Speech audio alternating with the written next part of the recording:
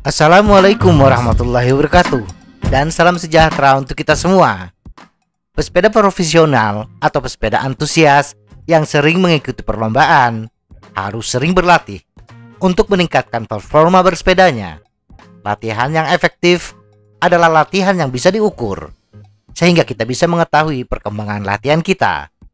Pelatihan berbasis data memungkinkan pesepeda melacak sesi latihan, menganalisis peningkatan kebugaran, dan upaya kecepatan. Ada dua latihan berbasis data yang populer saat ini, yaitu berlatih dengan menggunakan monitor detak jantung dan pengukur daya atau power meter. Nah, apa kelebihan dan kekurangan dari latihan menggunakan detak jantung versus latihan dengan power meter? Mari kita bahas.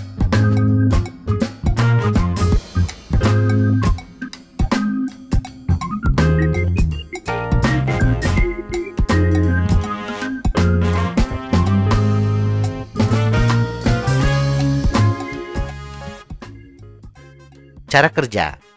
Sebagian besar monitor detak jantung bekerja dengan mengukur sinyal listrik yang dihasilkan oleh jantung kita saat berdetak. Ada yang mengukurnya langsung dari detak jantung dengan menggunakan sensor di bagian dada. Ada juga yang mengukurnya berdasarkan denyut nadi. Biasanya denyut nadi di pergelangan tangan. Monitor detak jantung versi jam tangan. Mengukur langsung detak jantung versi tali dada lebih akurat dibandingkan mengukur denyut nadi. Sedangkan cara kerja power meter adalah dengan mengukur seberapa besar gaya torsi yang kita kerahkan ke pedal. Prinsip kerjanya hampir sama dengan timbangan badan. Kemudian dikalikan dengan jumlah putaran pedal per menit atau cadence. Hasil perkalian gaya torsi dan cadence ini memungkinkan kita menghitung output daya yang diukur dalam satuan watt. Jadi, cukup jelas bahwa meskipun kedua alat tersebut digunakan untuk tujuan yang sama, yaitu untuk menyediakan data yang akan digunakan untuk menganalisis latihan kita, tetapi pada dasarnya kedua alat ukur ini sebenarnya mengukur dua hal yang sangat berbeda. Monitor detak jantung. Kelebihan utama dari monitor detak jantung adalah efektivitas biaya. Harga cyclokomputer untuk monitor detak jantung berkisar antara 2,5 juta hingga 6 jutaan. Satu unit cyclokomputer ini biasanya sudah dilengkapi dengan sensor cadence dan sensor detak jantung berbasis tali dada. Memasang tali dada atau merekam detak jantung dengan jam tangan pintar bisa dilakukan dengan cepat dan sederhana. Dan dengan melakukan beberapa pengujian yang sangat mendasar, kita dapat dengan cepat menetapkan zona pelatihan yang diperlukan. Monitor detak jantung bekerja dengan baik dalam situasi di mana intensitas bersepeda dijaga relatif stabil, seperti daya tahan yang lebih lama, intensitas rendah, atau latihan dasar. Selain itu, monitor detak jantung juga memungkinkan kita memastikan bahwa latihan dilakukan dalam intensitas yang rendah, sehingga kita tidak mengalami kelelahan yang tinggi. Tetapi monitor detak jantung memiliki keterbatasan. Monitor detak jantung mengukur respon jantung terhadap upaya yang kita lakukan, sehingga ukuran upaya yang kita kerahkan tidak bisa real time. Hal ini akan terasa ketika kita tiba-tiba meningkatkan kecepatan. Kita tidak bisa mendapatkan data yang real time, karena respon jantung terhadap pengerahan tenaga kita membutuhkan waktu beberapa detik. Di samping itu, data detak jantung yang disajikan tidak hanya disebabkan oleh power yang kita kerahkan, tetapi data detak jantung juga sangat dipengaruhi oleh kondisi fisik dan mental kita. Terlebih lagi, faktor-faktor seperti tingkat hidrasi, suhu udara, jumlah tidur, kadar kafein dalam tubuh, dan ketinggian dapat secara signifikan mengubah detak jantung pada intensitas tertentu, yang selanjutnya secara negatif mempengaruhi keandalan dan konsistensi data.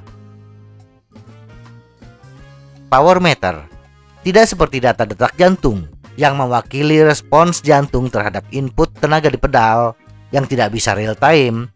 Power meter mengukur output power secara real time, yaitu seberapa besar upaya yang sebenarnya kita lakukan. Manfaat utama dari power meter adalah umpan balik seketika yang diberikannya dan kurangnya pengaruh eksternal yang akan merusak data. Power meter juga memungkinkan pengukuran secara objektif atas kemajuan kebugaran dari waktu ke waktu. Sebagian besar power meter mengambil sampel gaya yang diterapkan selama mengayuh beberapa kali per detik, memberikan umpan balik yang sangat cepat yang sangat berguna dalam hal kecepatan, baik upaya yang lebih lama maupun lebih pendek.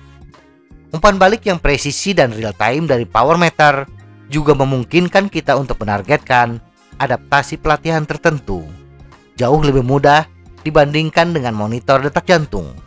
Ketika kita meningkatkan gaya torsi atau menambah kecepatan putaran pedal atau cadence, power meter akan menunjukkan data yang akurat tanpa terpengaruh cuaca, kondisi fisik, dan mental kita.